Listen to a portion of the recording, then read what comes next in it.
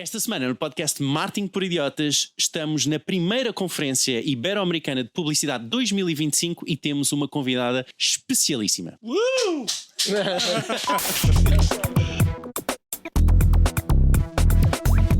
Marketing por Idiotas. Olá a todos, o meu nome é Diogo Abrantes da Silva e estou aqui com o Miguel Rão Vieira. Alô, pessoal. Estamos também aqui com o Frederico Carvalho. Olá, olá. E temos a nossa convidada, Glória Jiménez Marín. Assim é?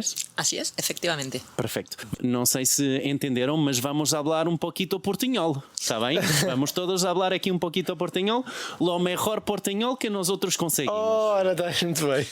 Muito bem, Frederico. Então é isso, hoje recebemos é a nossa? Glória Jiménez Martínez, doutora e professora de comunicação da Universidade de Sevilha, com mais de 15 anos de docência. É especialista na área de design e de espaços comerciais, merchandising, retalho, distribuição.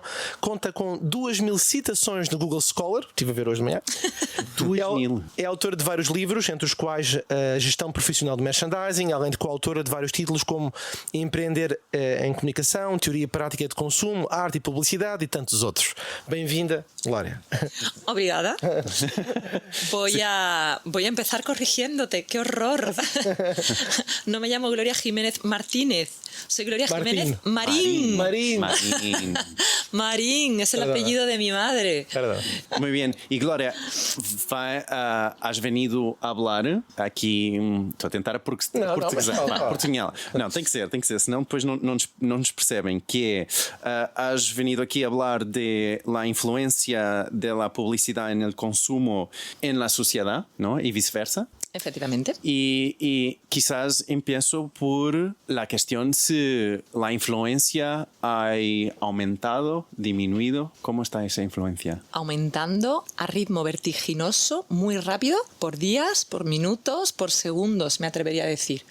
El tipo de sociedad en la que estamos ahora mismo, bien o mal, yo no entro a criticar, no entro a juzgar, sí.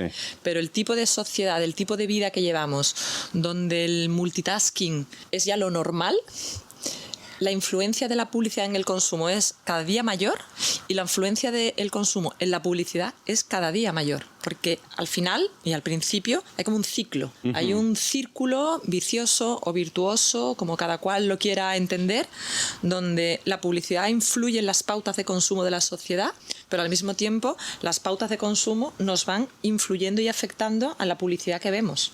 Antes estaba comentando con unas chicas que, por ejemplo, el desarrollo de los productos biológicos, sí, a nivel de alimentación, hace 30 años o 40 años los productos biológicos con etiqueta biológica no existían.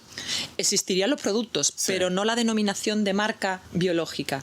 Hasta el punto de que en España, no sé en Portugal cómo fue, pero en España había una marca de yogures que era la marca Bio. Y se tuvo que cambiar ese nombre de marca porque en realidad Bio no puede ser nunca un nombre de marca porque es una etiqueta que se da a una tipología, efectivamente, sí, a las características de los productos. Hace 40 años existía publicidad, claro que existía, y los productos biológicos que se consumían de manera normal en nuestro día a día.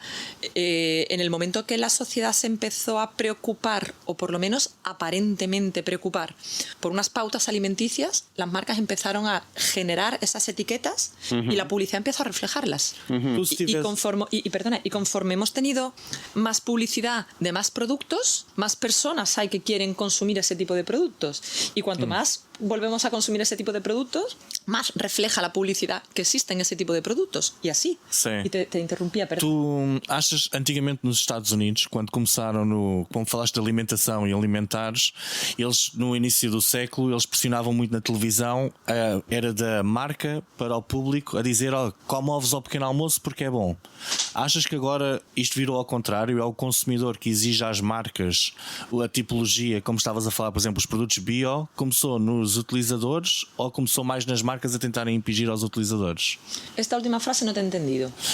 Achas que são os consumidores que pedem às marcas e as marcas respondem, ou são as marcas que tentam empurrar para o consumidor? Ambas. Ambas. ¿Con la misma fuerza? Con la misma fuerza, porque además, antes lo comentaba también con las chicas, en España tenemos una expresión que desconozco si la tenéis en Portugal y en portuñol o portiñol, no lo sé, que es, ¿qué fue antes? ¿El huevo o la gallina? Sí, tenemos lo mismo.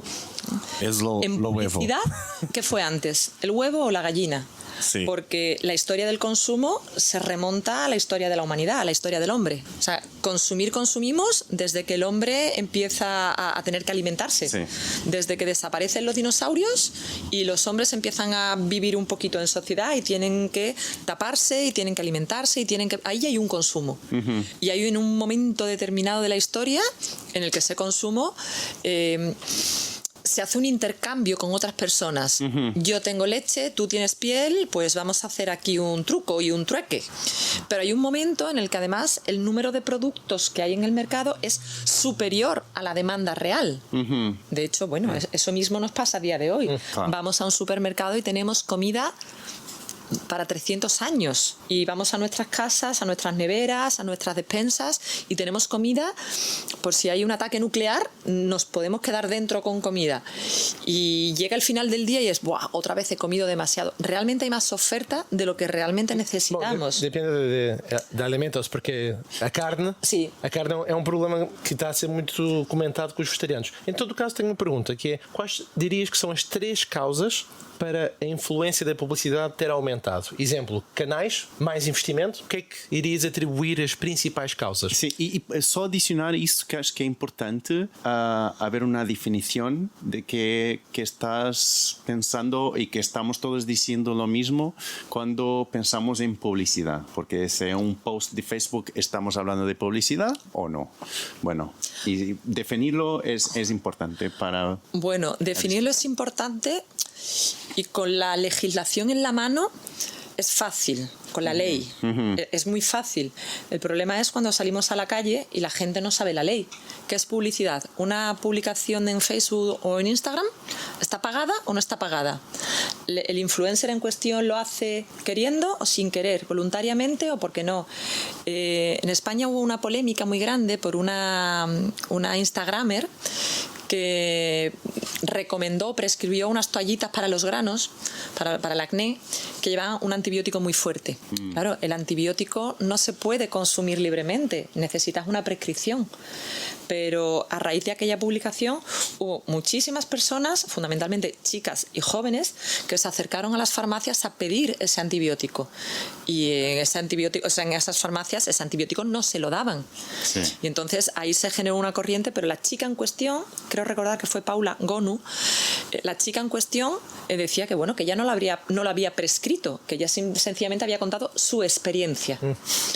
¿Eso es publicidad o no es publicidad? Después se descubrió que no, que estaba pagada, pero tiempo después. Pero si no hubiese estado pagada, ¿habría sido publicidad?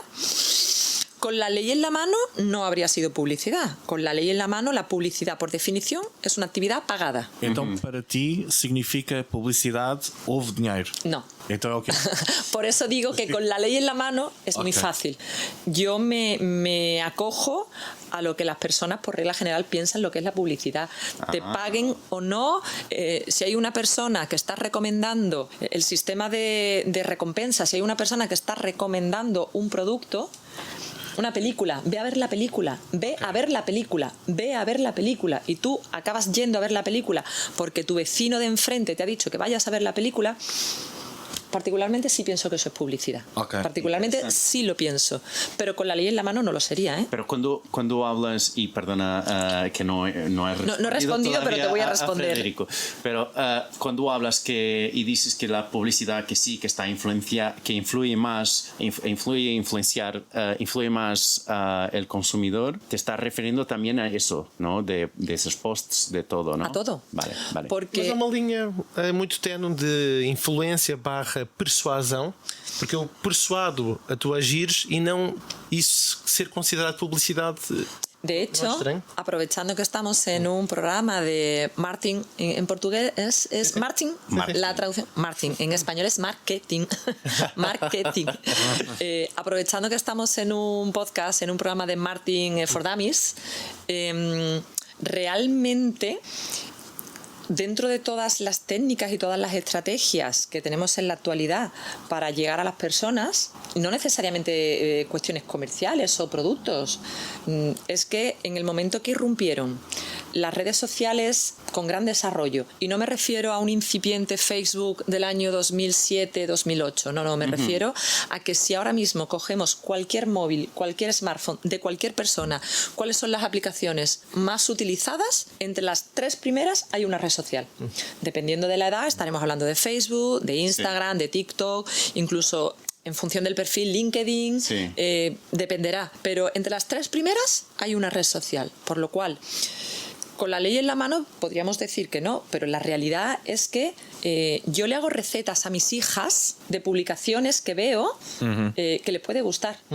Yo no soy especialmente buena cocinera, pero soy madre. Entonces, muchas veces me aburro de hacer las mismas cosas y me aparece una publicación que me sugiere, pues voy a hacer hoy salmón con frutos secos. ¿Qué es lo primero que necesito? Frutos secos. ¿Tengo? No, voy a comprarlos. Sí. Eso es lo primero. Entonces, en esta situación donde todos nos influimos a todos, donde llevamos un teléfono... ¿Alguno habéis salido hoy de casa sin el teléfono? No. É o único motivo que me faz el voltar. teléfono ya es una extensión nuestra. Nos podemos poner dignos, podemos decir, pero el teléfono ya es una extensión. El día que te roban un móvil, por experiencia, hiperventilas, ¿vale? Te da un ataque al corazón, por experiencia. Tu escreveste artigo académico sobre a influência a influência dos influenciadores nas agências espanholas, ¿no fue? Sí. Un artigo académico. Efectivamente, porque es que las agencias y la planificación estratégica en la actualidad pasa obligatoriamente por tener influencers. Pasa obligatoriamente porque es una figura que ya no se contempla que no exista. Y hacemos una campaña tradicional, ¿vale? Planteamos campaña completa de marketing y organizamos, a ver, el producto, el diseño del producto, cómo lo voy a hacer llegar a mi público, cuál es la política de precio más adecuada. Perfecto, ya lo tengo desarrollado. Aquí, esto, ya, desarrollado. ¿Cómo te lo hago llegar a ti y que tú te enteres que esto existe? ¿Con una valla publicitaria en la calle? Vale, la vas a ver o no. Si pasas por donde está la valla, la verás. Si no, no. Yo puedo hacer un anuncio para prensa y lo contemplo en mi plan de comunicación y en mi plan de medios. Yo lo contemplo y hago una página completa en una revista con muchísima audiencia. Una revista femenina o masculina. Si vas al dentista y te sientas y tienes la revista allí y te pones a verla, lo verás. Si compras la revista o tienes acceso, lo verás. Si no, no. El porcentaje o la probabilidad de que esa misma publicidad te llegue vía un influencer de una red social se multiplica como por 500. Entonces, si nosotros tenemos que confiar en que mi público objetivo, el público al que yo quiero que llegue y que por tanto me compre, en este caso un fármaco. Para los oyentes, es que tengo un fármaco para las cuerdas vocales encima de la mesa. Sí.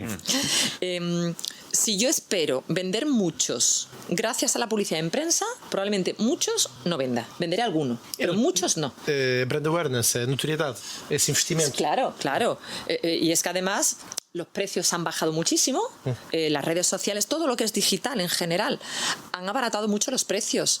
Yo recuerdo, no sé cómo están los precios aquí en Portugal, pero, por ejemplo, una inserción de un spot de 30 segundos en prime time entre semana, una inserción, hace 10 años podíamos estar hablando de entre 50 a 60.000 euros una inserción, una pieza, una unidad de entre 20 y 30 segundos. Preço de tabela, depois leva aos descontos. Mas olha. Mas agora há mais canais também. Por havendo mais canais também baixa o preço, ¿no? Claro, bajan precios y encima lo tenemos vía redes sociales que yo misma, sin necesidad de contratar a nadie, yo, Gloria Jiménez Marín, yo misma, si por mi forma de gestionar mi perfil tengo muchos seguidores, yo misma puedo hacer la publicación y no gastar un euro. Olha, só perguntar aquelas 3 causas. Es una de ellas. Esta es una de ellas. Uma delas, o quê? Mais canais. Sí, más canales, más medios y más soportes. Eso entra dentro de una de las principales causas. Los precios se han abaratado E muchísimo. o investimento também é maior. Claro. Porque elas já acreditam que a publicidade funciona. Es que además, mira, hasta hace, de hecho todavía sigue ocurriendo, pero en personas ya muy mayores, que dicen, no, esto es verdad, esto funciona porque lo he visto en la tele. Eso, mis hijas no se lo creen porque lo hayan visto en la tele, como mucho cantan la canción, pero mis hijas se lo creen porque han visto a una actriz de una serie que ven que lo usa, no porque lo hayan visto en formato spot, sino porque han visto que una actriz o una cantante, por favor, Aitana en España ahora mismo es Aitana, la gran Aitana.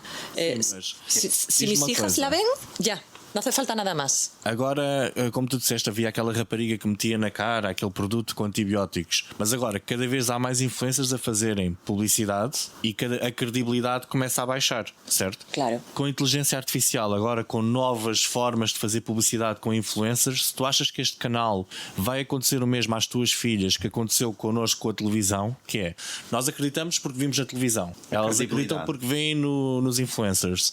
Mas daqui a uns tempos, com tantos escândalos de influencers, será que elas vão continuar a acreditar da mesma forma? Está interesante. Aquí al final, perdonadme porque además yo con esto soy como muy vehemente, como muy tajante, como como muy estricta. Ah, ok, boa. Como muy estricta. Esto pasa por educación, educación, educación y educación. Educasao, educasao, educasao, educasao. Aquí dizemos literacia digital. Pero para los niños ahora van a ser adultos. Y a los niños, desde ya hay que enseñarles qué es un influencer, cuáles son los de verdad, cuáles no son avatares, cuáles están creados por inteligencia artificial, cuáles persiguen una finalidad económica, cuáles no, porque además ocurre que por regla general, cuando, bueno, y eso os pasará a ti en particular, probablemente te lo hayan dicho en alguna ocasión, las personas que trabajan en marketing y en publicidad somos malas. Sí. Somos malas, somos perversas. ¿Por qué? Porque estamos fomentando la sociedad de consumo, porque solo estamos pensando en el dinero, porque los publicitarios ganáis muchísimo dinero a costa de venderles... Se nos olvida. No es mi caso tampoco, no es mi caso. Pero se nos olvida la publicidad social, sí, la publicidad institucional, la publicidad educativa, que en números me atrevería a decir que están ahí, ¿eh? Mas tu achas que os publicitários têm o dever de educar a população, ou são os pais que têm o dever de educar a população, os professores têm o dever de educar a população? Los publicitarios tenemos una responsabilidad para con la sociedad. Para empezar, de no mentir. Não os enganar, que é diferente de educar. Claro, pero no mentir. Mas nunca vai acontecer isso, porque se pensamos em marketing político, temos aí logo aí um... Quiero pensar que eso se puede conseguir, porque para empezar, llámame idealista, pero para empezar es que yo creo mucho en la bondad del ser humano. Entonces, para mí el porcentaje de malignidad es el pequeño, pero el pequeño es el que hace ruido. Nunca se falou tanto em deepfakes agora. Pero porque ahora tenemos también tecnología, porque ahora tenemos herramientas en el que tú lanzas un bulo y ese bulo en España es una onda expansiva para los oyentes. Sí, bueno, gracias. Fue a aumentar. En España hubo un caso hace muchísimos años, yo no sé si eso llegó a Portugal, de un bulo donde entraban en juego, en la misma historia, Ricky Martin, un perro y un bote de mermelada. Wow, boa história. Lo buscáis luego. Luego lo buscáis, ¿vale? Esto brinca. no es apto para menores de edad, así que no lo voy a decir aquí, ¿vale? Sí. Pero en la misma ecuación entraba Ricky Martin, un perro y un bote de mermelada. ¿Vale? Sí, piensa mal. Piensa mal. Eso evidentemente era falso, sí, y evidentemente incluso desde el gabinete de comunicación e imagen de Ricky Martin hubo que hacer declaraciones en firme y quitar. Pero te estoy hablando del año 90 o sea, no existían las redes sociales. Sí. Y aquello corrió, aquel bulo, eso sí que fue una fake news tremenda. Y no había probablemente ni móviles. Yo en esa época no sé si había móviles, pero eso se contaba en clase en los colegios, en los institutos, de estudiantes a profesores. Los profesores se lo llevaban a su casa. Sí. Iba corriendo. Y por ejemplo en España ese ha sido de los bulos más grandes que ha tenido la historia de la España reciente a nivel mediático. Pero ahora no tenemos uno muy profundo. Ahora todos los días rascas un poco y te salen bulos. Ya estamos habituados. Ya estamos tan habituados que estamos... Fíjate lo que te voy a decir. Lo que puede parecer una cosa negativa, a lo mejor conseguimos que se convierta en positiva. Sí. Porque por defecto te llega algo y dices, lo voy a comprobar, porque no me fío. Ya no lo crees. Porque no me lo creo. Lo voy a comprobar. Olha. Y perdona, y te decía, antes, mi padre tiene 86 años. Eso es verdad que lo he visto en la tele. eso es verdad que lo he visto en la tele. Mis hijas no. Olha, nós tivemos uma história muito engraçada há pouco tempo, que é essa do é verdade que vi na televisão. Nós geralmente dizemos é verdade porque vimos no outdoor ou qualquer coisa. E nós tivemos aquele caso do outdoor daquele banco, que era um banco falso a fazer publicidade e era um esquema de phishing, lembram-se? Era um banco verdadeiro. O nome... O exato. banco existia, mas era um esquema de phishing. Okay? Nos outdoors no metro, outdoors Mupis e na Subway. Até que ponto é que os meios de publicidade, pode ser a imprensa, a televisão, o Facebook, o Instagram, o TikTok, não têm responsabilidade deles, antes de aceitarem dinheiro de publicidade, averiguarem se é legítimo? Sí. Deviam ter ou não? Sí. En España tenemos una empresa que se llama Autocontrol de la Publicidad. Ok, não sei qual é que é o Nós outros cá equivalente. também, sim. Temos a autorregulação publicitária. Que até já foi convidada no nosso podcast. Exato. Sim. Okay. Nosotros en España tenemos autocontrol de la publicidad que, al menos en teoría, garantiza de alguna manera que la publicidad que se lanza sea real o al menos veraz. Es decir, que se pueda comprobar. Alguna vez ocurre que se meten anuncios que no son... Vamos a decirlo con suavidad, con dulzura. Algunos anuncios que no son muy buenos. Sí. Y están ahí porque también existen empresas que no son muy buenas. Sigo pensando que es el menor de los porcentajes, pero hace mucho ruido. Las campanillas, los cascabeles suenan mucho. Autocontrol de la publicidad, cuando entra alguna campaña que juega con datos que no son reales o introduce piezas publicitarias que no son buenas, Autocontrol lo sanciona y le dice tú, quita. Y Autocontrol funciona de dos maneras. O bien la propia entidad, el propio Autocontrol dice quita el anuncio, o bien una persona de la calle, de la sociedad, como aquí, llama a Autocontrol, escribe un email y dice no estoy de acuerdo con esta campaña publicitaria o con esta publicidad por esto, Entonces lo puede hacer de las dos maneras, o bien la sociedad civil o bien el propio Autocontrol. La empresa no está obligada a retirarlo, pero si no lo retira y se demuestra que efectivamente vulnera la verdad, que no es una publicidad buena, va a tribunales. Y al ir a tribunales, la multa y la pena es mucho mayor. Entonces, normalmente lo retiran. Ocurre que entre que introducen, que insertan la publicidad, que los denuncian y que la quitan, a lo mejor ha pasado una semana. Y en una semana hay personas a quienes les ha llegado ese anuncio, ¿cierto? Cierto, pero también se suelen hacer campañas de contrarrestación y se quitan cuanto antes. Mira, te voy a contar, con el tema de publicidad social, te voy a contar un caso que ocurrió, disculpadme, pero son muchos ejemplos españoles. Não, por favor. Tivemos cá um caso dos casinos ilegais, que deve ter sido semelhante também em Espanha. O teu caso, qual é o tema? ¿Recordáis? Yo creo que en Portugal también estaba la marca Amena de telefonía móvil, que la compró France Telecom. No estou familiarizado. Não, mas é uma Telcom. Ok, Telcom. Bueno, pues nosotros en España teníamos una compañía de móviles cuya marca era Amena. Y Amena jugaba con precios muy pequeños, precios muy bajos. Amena la compró France Telecom y se convirtió en lo que hoy es Orange. Pero en España era Amena. Bueno, pues eran precios tan bajos y tan chiquitos que la campaña publicitaria que hicieron en España era un spot donde salían personas, esto es imposible que yo lo diga en portugués, en portiñol o incluso en inglés, es imposible. Acondroplasia. Jesús, ¿qué es? Acondroplasia es la enfermedad de las personas que son enanitas. ¿Vale? Sí, enanismo. Enanismo. Sí, el nombre técnico es acondroplasia. Entonces hicieron una campaña con personas con acondroplasia que iban saltando y haciendo malabares y decían nuestros precios son muy pequeños, y jugaban con esas personas. Entonces Autocontrol no entró, no dijo nada, pero hubo parte de la sociedad civil que denunció y entonces quitaron ese anuncio, lo retiraron. Amena lo retiró y pidió disculpas, y a los 2-3 días la Sociedad Española de Actores y Actrices de Circo con Acondroplasia se quejaron porque dijeron que ellos no estaban haciendo nada que les tuviese que avergonzar, que ellos eran actores y actrices, que ellos se dedicaban en su vida a hacer acrobacias y malabares, y estaban haciendo un anuncio interpretando a personas que son pequeñas. ¿Y por qué se tenía que tirar ese anuncio? ¿No? Efectivamente, por lo cual el caos que se montó fue tremendo, y eso puede llegar a ocurrir, que se genere incluso polémicas, pero no es lo normal. Lo normal es que la campaña se mete, autocontrol la mira, si hay algo le da el tirón de oreja. En España se dice da un tirón de oreja cuando riñe. Tenho uma perguntinha. ¿Sabes que no te he contestado todavía a las tres causas? Te he contestado una. Então tá bem. Ela entrega devagarinho ao longo do programa. Pues así como muy rápidamente, las tres. Una es la multitud de canales, de plataformas y capacidad para llegar. As causas para o aumento da influência Sí. no consumo, desculpa, sim. La segunda es la edad a la que empezamos a tener impactos publicitarios.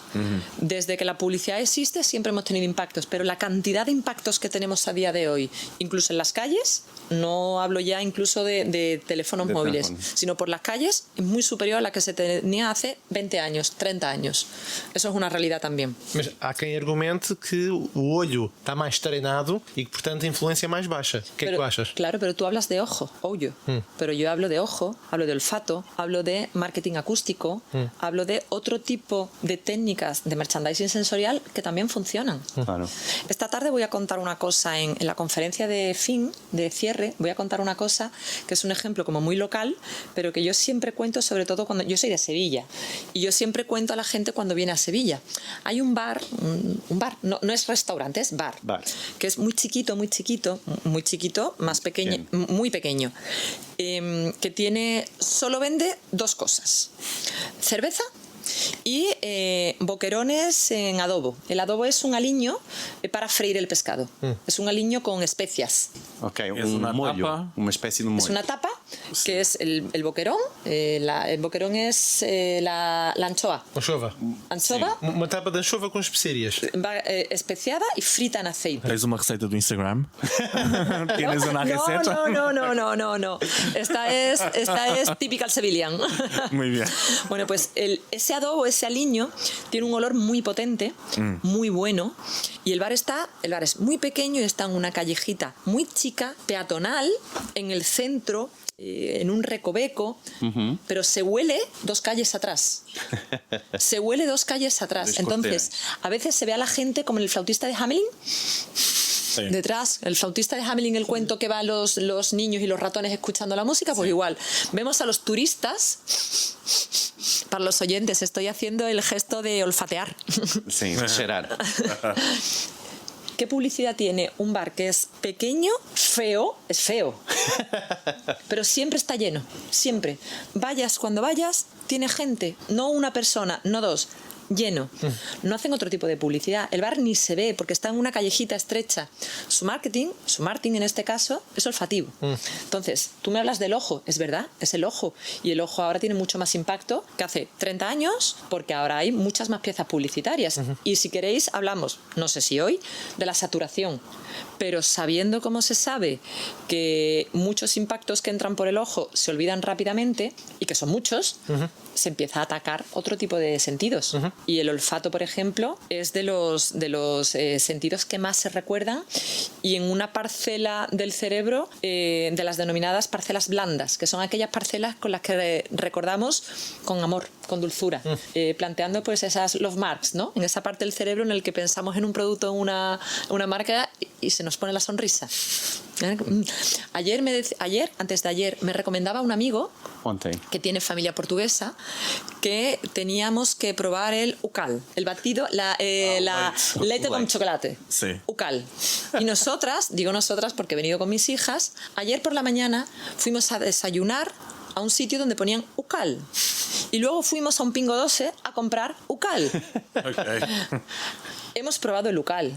¿Está bueno? Sí, pero tampoco la bomba. Perdón a los fabricantes de UCAL. Está muy rico, pero no me va a robar la vida. Bueno, pero sin embargo, a tus hijas están aquí diciendo que sí, que les va a cambiar su vida. Sí, pero sin embargo, mi amigo, que veraneaba de pequeño en Portugal, él tiene el recuerdo del sabor del UCAL como el mejor recuerdo de su infancia en vacaciones. Entonces, la vista nos llega antes, pero el olfato, el oído y el gusto se almacenan en una parte del cerebro que son más blandas, que son más dulces, por lo cual los recuerdos son más bonitos. O teu amigo então foi o influenciador para tu e as tuas filhas provarem o UCAL. Claro, mi amigo, sin red social, cuando le dije que iba a venir a Lisboa, me dijo: esto es real, me dijo, ve a un supermercado, compra todas las botellas que haya de leite con chocolate UCAL y te las traes para España en el maletero del coche. Deixa-me fazer uma pergunta, embora Ainda falta uma terceira. Sim. Mas espera, vamos esperar a terceira para o final do episódio. Boa, bem Não, mas pensado. tem uma terceira. Estamos a falar de influenciadores e das tuas filhas que estão aqui no espaço onde nós estamos a gravar, e tu és uma especialista académica com muitos anos de experiência, e eu queria levar um bocadinho o tema para a internet. Nós estivemos lá, voltámos e agora queria voltar a situar, que é que regras como mãe, não é? Porque tu tens o lado profissional e tens o lado de mãe, não é? É que tu implementas. Y antes soy madre que profesional. Certo, sim, sem dúvida. Sim. Mas o que regras é que tu tens e que recomendas aos nossos ouvintes que tu implementas, porque estamos a falar de geração Z, as tuas filhas têm 11, 10 y 11. 10 e 11. Uau, Ou seja, Fred, muito bem. mas que regras é que tu tens como mãe para, educar em função do conteúdo que elas veem, e dois, de certeza, como tu já explicaste há bocadinho, há uma influência para a compra. Hablar. Mas, exemplo, tens regras de hablar. horários, elas não usam telefone, o que é que tu implementas em casa? A partir de que data é que elas entraram nas redes sociais? Proíbes algumas redes sociais? Yo soy una terrorista de las tecnologías para con los niños. Ahora las estáis viendo en el seno de este podcast porque me están acompañando y porque me están grabando, pero mis hijas no tienen acceso a pantallas, queriendo. Okay. Tienen 10 y 11 y cuando nos piden un móvil, lo que hablamos en casa es que mínimo hasta los 16. Então elas não têm telefone, ok. Pero nosotros lo que sí hacemos... computador?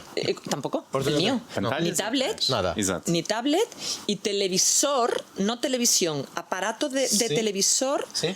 Tenemos desde hace 5 años. Antes no teníamos. Mas recentrando aqui um bocadinho mais na publicidade, tu achas que as marcas estão mais manipuladoras ou mais awareness e tentar ser menos manipuladoras? Depende. Sí. Depende de la marca, depende sector, ¿no? del sector, depende del país, depende del momento, de si hay elecciones o no, de si nos acercamos a Navidades o no, de cómo han ido las ventas. Estamos en junio, ya vamos por la mitad del año, no nos están saliendo los números, hay que vender más. Depende. Yo no me atrevo a decir que manipulen más o que manipulen menos. Sí hay algunas marcas que manipulan mucho. Y hay otras que por sistema no manipulan. Acreditas na verdadeira responsabilidade social de uma marca? Hombre, es que las marcas es que tienen que tener responsabilidad social. Mas ter, ok, mas tu acreditas que têm realmente ou é só para os números? Buah, yo puedo... Porque nós discutimos muito isto. Es que yo puedo acreditar algunas, pero... A maioria, geral. A ver, la mayoría. Es que las marcas son parte de nuestro sistema social. O sea, nosotros como sociedad somos pues nuestras ruedas dentadas, ¿no? Que hacen unas que otros se muevan y que vayan funcionando. Hay empresas piratísimas, muy piratas. Greenwashing. Hacen greenwashing, pinkwashing. ¿Qué es pinkwashing? Pinkwashing. ¿Qué es eso? For gender, por género. Sim, femenino. pinkwashing, nós já falamos sobre Pink. isso. Ok, Sim, Pink. ok. Rainbow washing. LGTBIQA+. Sim. LGBTQIA+. Greenwashing, pinkwashing, rainbow washing. No recuerdo, pero hay varios washings. Hay varios washing. ¿Para qué? ¿El washing para qué? ¿Nos hace falta un washing? No. ¿Hacer falta? No. ¿Hay personas que se creen ese washing? Sí. ¿A las marcas le funcionan? Algunas. Ojo, cuidado. Si se demuestra que el washing es muy washing, muy washing, es el fin de la empresa, ¿eh? Si se abusa, es el fin de la empresa. Y hay muchos casos de empresas que han querido apretar, tirar, tensar la cuerda y se han roto. Sim, E aí outras... O washing não foi assim, não levou, por exemplo, da Volkswagen, não é? Que foi um escândalo muito grande. Por exemplo. Que não levou a empresa à falência, mas pagou multas e teve que recuperar vários carros. E isso tem um custo enorme para a organização. Volkswagen fue un caso.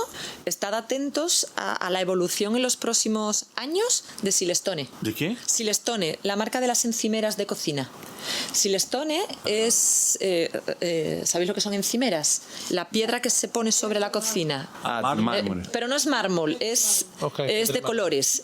El Silestone ha sido el único anunciante español que se ha anunciado en la Super Bowl de Estados Unidos. ¿Sabéis lo que cuesta anunciarse en la Super Bowl, no? O sea, solo compitiendo con Coca-Cola. Silestone es una marca registrada que es uno de los principales anunciantes a nivel mundial, que cuando se corta el mármol, el polvo que sale de cortar el mármol es mármol también, pero en polvo. Entonces hay una empresa que está en Almería, creo recordar, Almería está en el sureste de España, que lo que hizo fue coger ese polvo, inventar una resina, un pegamento, para compactar ese polvo de mármol y teñirlo con colores. Então é mármore em pó, compactado, fica uma pedra também. Parece piedra y hay piedra. El mármol es blanco o gris, pero el Silestone es azul, rojo, verde, amarillo, negro. Problema? Parece muy bueno. Es muy bueno. El problema es que ahora, desde hace unos meses para acá, se ha demostrado que hay una enfermedad que está asociada a los trabajadores por respirar ese polvo. Ok. E o que é que a marca fez? Y es que esa empresa, el 100% de su actividad es ese polvo. 100% de su actividad es pó. Es ese po. Vale, es ese po con colores. Solo venden po con resina, no venden otra cosa. Pero es que ese po es nocivo para la salud, pero muy nocivo, muy nocivo. Por lo cual, estamos hablando de uno de los principales anunciantes, Super Bowl, insisto. Están empezando a hacer acciones de responsabilidad social, pero es que el grueso de su actividad es cancerígeno y una enfermedad respiratoria muy grave.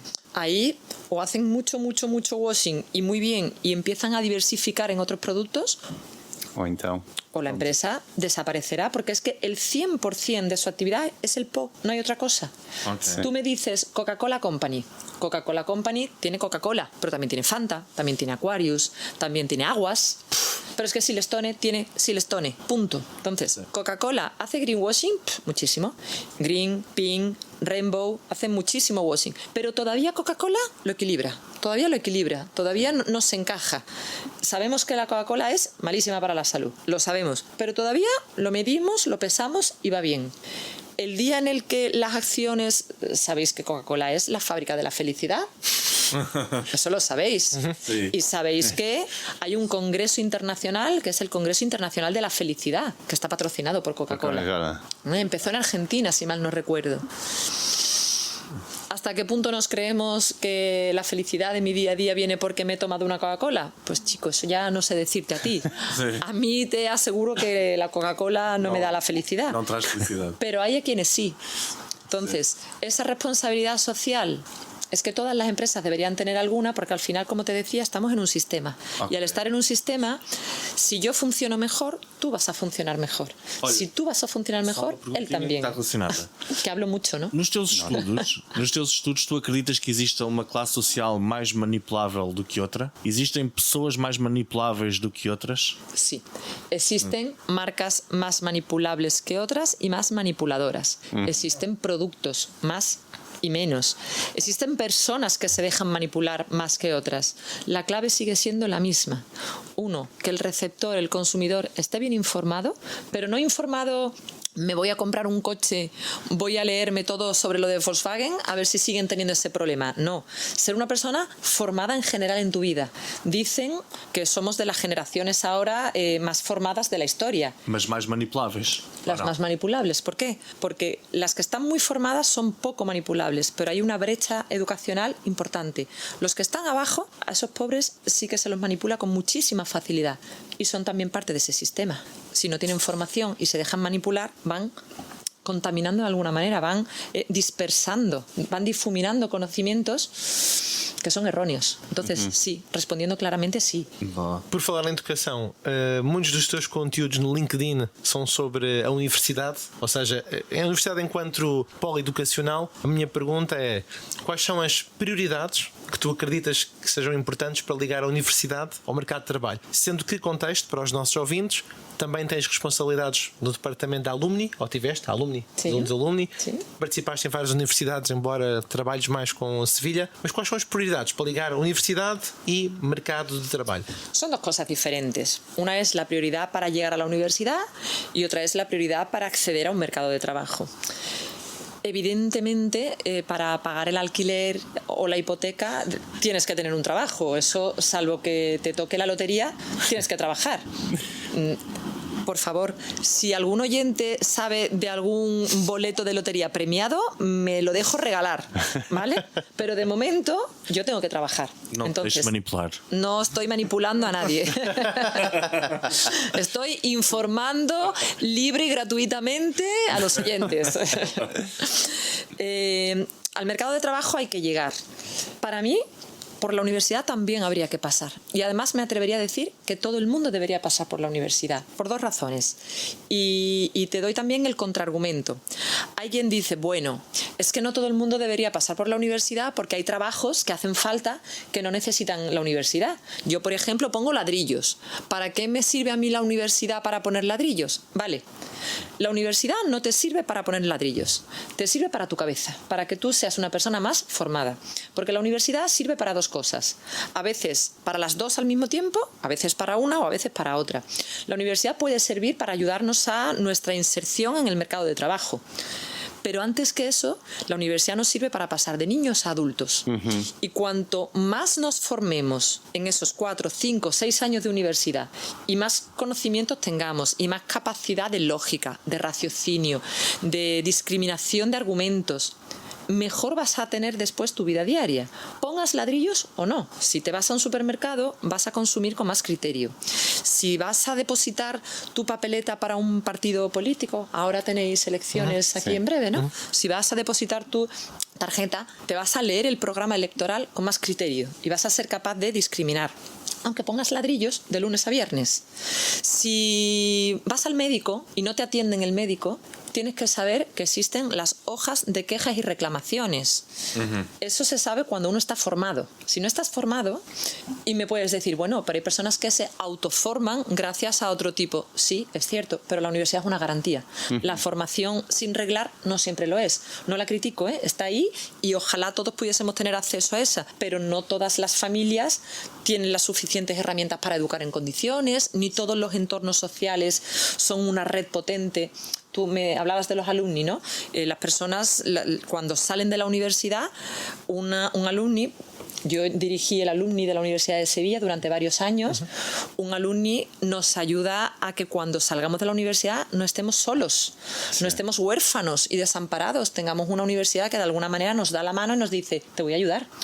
Eso hay chicos, chicas que entran en la universidad y ya tienen ese sustento familiar, social, pero hay quienes no y la universidad les ayuda también, pública o privada, ahí no voy a entrar, pero el simple hecho de pasar por la universidad ya debería por lo menos formarnos.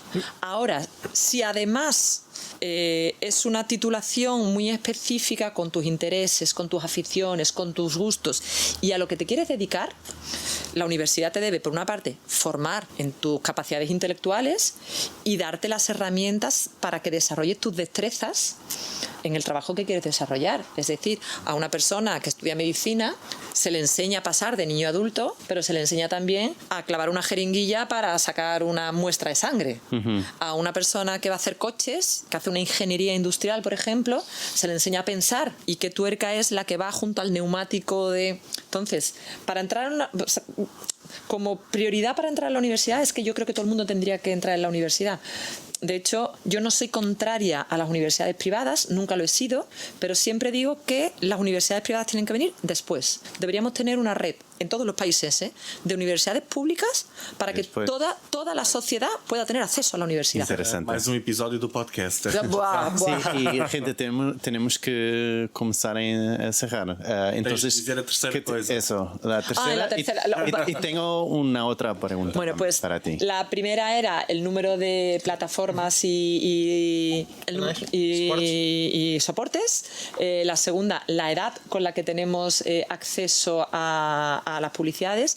Y la tercera es la cantidad de marcas y productos que nos abastecen. Por cada necesidad que tenemos más del doble, del triple, del cuádruple en función del producto o el sector de lo que necesitamos. Mucha oferta. Muchísima oferta, mucho más que la demanda.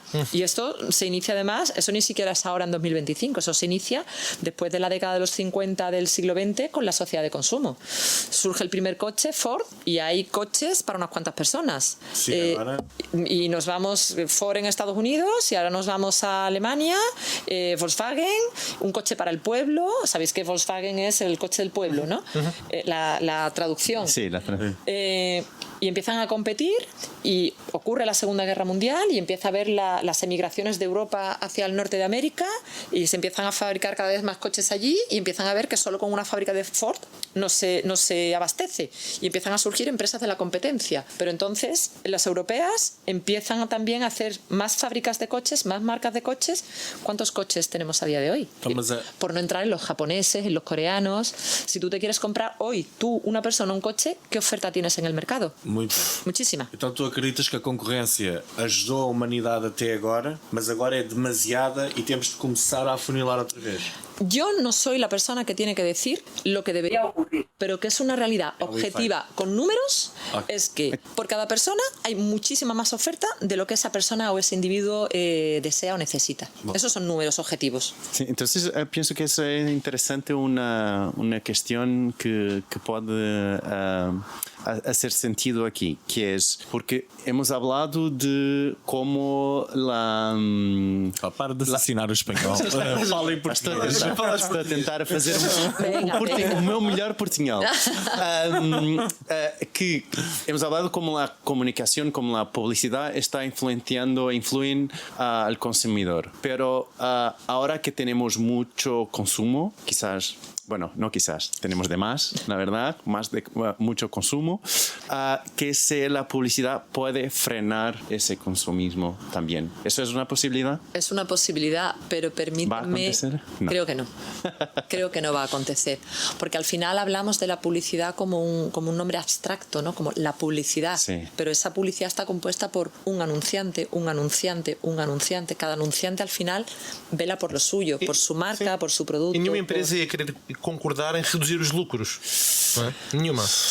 Es que yo dudo que vaya a ocurrir. No es tanto concordar o no como que creo que no va a ocurrir. Porque si tú, por ejemplo, mañana tienes una idea de emprendimiento, mañana, no sé, unas zapatillas, y tienes una idea, no sé, las zapatillas, ¿qué te digo yo? Te corrigen la postura, ¿vale? Tú inventas y patentas, registras tu patente de unas zapatillas que corrigen la postura. Buah, todo el mundo encantado. Los podólogos te odiarán, pero los médicos del pie te odiarán, pero la gente que tenga problemas de tal se ponen esos zapatos. Tú vas a velar por tus zapatos, por tu marca, por tu producto y por tu mercado. La marca que esté enfrente, que tenga zapatos del tipo que sea, ellos allá. Y es que a lo mejor tú inventas y patentas ese zapato, pero a lo mejor él inventa otro zapato que soluciona otra cosa y también es válido. Y a lo mejor ella inventa un zapato que no soluciona nada, pero que es mucho más bonito que los vuestros. Entonces, ella va a velar por su zapato, tú por el tuyo, tú por el tuyo. Al final, como entidad, la publicidad es un nombre muy bonito, muy genérico, muy abstracto, pero cada uno vela un poco por su empresa y por sus objetivos y sus intereses económicos, sociales, del tipo que sea. Quizás con una regla, con una ley. Quizás con una regla, con una ley, pero nos vamos también a que la legislación internacional no es única. Sí, por lo verdad. cual, en Portugal tienes una, en España otra, en Francia otra. Si nos vamos a Estados Unidos, hay tantas legislaciones como estados. Si nos vamos a Emiratos Árabes Unidos, hay tantas legislaciones como Emiratos, que creo que son 7. Imagínate, y estamos hablando de que Portugal tiene una ley, que España tiene otra, que Francia tiene otra, que es Unión Europea. Sí. No tenemos una norma marco que regule o que garantice. No la tenemos. Sí. Bien o mal hecho, ahí no entro, pero no la tenemos. Se calhar, eu diria que para começarmos a fechar, uma pergunta sobre a inteligência artificial, não? Sobre Achas que a inteligência artificial é uma ameaça ou uma oportunidade para proteger as pessoas e as marcas, ou as duas coisas ao mesmo tempo? É ser as duas, não? Yo es que creo que la inteligencia artificial es una herramienta. Punto. Sí. Es decir, como todo en la vida, Depende del uso que tú le des a la herramienta, la consecuencia será positiva o no. Una inteligencia artificial, por ejemplo, para crear presentaciones, ¿es buena o es mala? Depende del tipo de presentación que tú vayas a hacer. Yo te puedo contar que a mi padre, con 86 años, lo operaron hace 6-7 meses de un cáncer de colon con un robot y una inteligencia artificial que iba diciendo cuál era el itinerario mejor para hacerle por dónde tenía que ir el robot con la paroscopia. 86 años. Lo operaron un martes. El viernes estaba en la calle tomándose café con sus amigos. 86 años. Wow. No quimio, no sangrado en la cicatrización y ha tenido 2 aquí, de 4 puntos cada uno, aquí, 86 años. Dime tú que la inteligencia artificial es mala. No. E na publicidade? En la publicidad igual, es una herramienta. O sea, te ponía este caso simplemente como parangón de qué hacemos con las herramientas. ¿Un martillo es bueno o es malo? Hombre, para clavar puntillas es bueno. Para matar a tu vecino, no. Un martel. Claro, claro, para matarlo, para un martel, para matarlo no queremos matar a nadie. Pero es una herramienta. ¿Qué uso le des? Depende, en publicidad igual. Y la publicidad como herramienta igual, ¿eh? Es Sí. una herramienta, es una disciplina. Si el anunciante es un malvado maligno, utilizará la herramienta con malos fines. Si el anunciante es bueno, pues lo utilizará para buen fin. Muito bem, Glória, de te agradecer. Muito obrigado por teres estado aqui connosco e teres partilhado todas essas tuas ideias. Uma ótima ponência daqui a pouco. E por nós, para quem nos está a ouvir, não se esqueçam de subscrever para terem acesso ao próximo episódio automaticamente.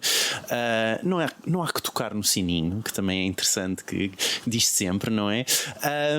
E de dizer que estamos cá na próxima semana com mais um novo episódio. Temos também o grupo do WhatsApp em w.marketingporidiotas.pt. Não se esqueçam de se juntar a nós. E por nós, hoje é tudo. Glória, mais uma vez, muito obrigado.